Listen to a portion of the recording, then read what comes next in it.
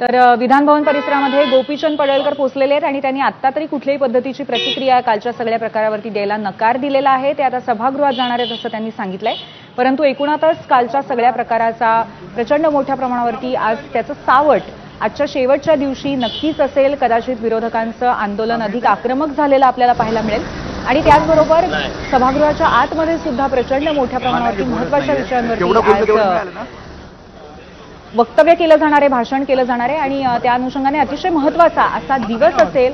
परंतु काल झालेली धक्काबुक्की अर्थातच महाराष्ट्राच्या संस्कृतीला लाज आणणारी अशी होती।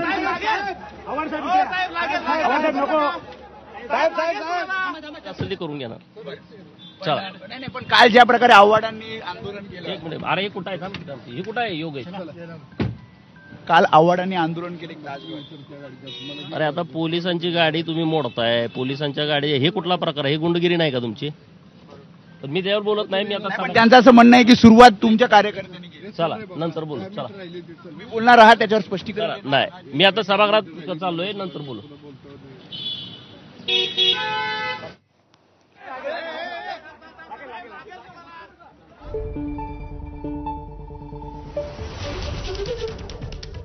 तर मारहाणीच्या घटनेनंतर काय काय घडलंय आपण बघूयात। नितीन देशमुख आणि ऋषिकेश टकले यांना विधान भवन पोलिसांच्या खोलीत ठेवण्यात आलेलं आहे।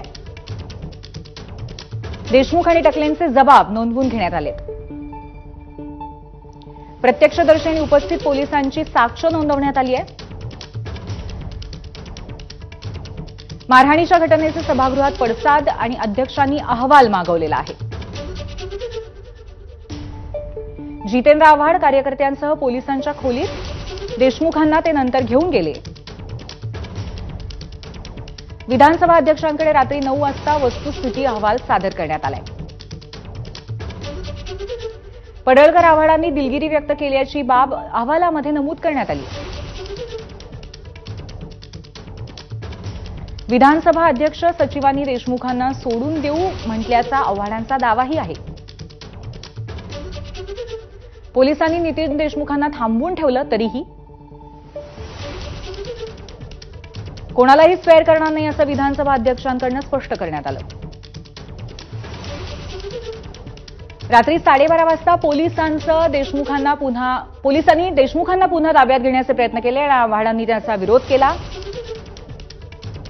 जितेंद्र आव्हाडांचे पोलिसांच्या गाडीखाली जात आंदोलन आपण त्याची दृश्य पाहिलेली आहेत।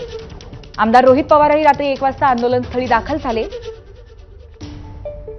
पोलिसांनी देशमुखांना मरीन ड्राईव्ह पोलीस ठाण्यात नेलं। देशमुख आणि टकले विरुद्ध गुन्हा दाखल करण्यात आला।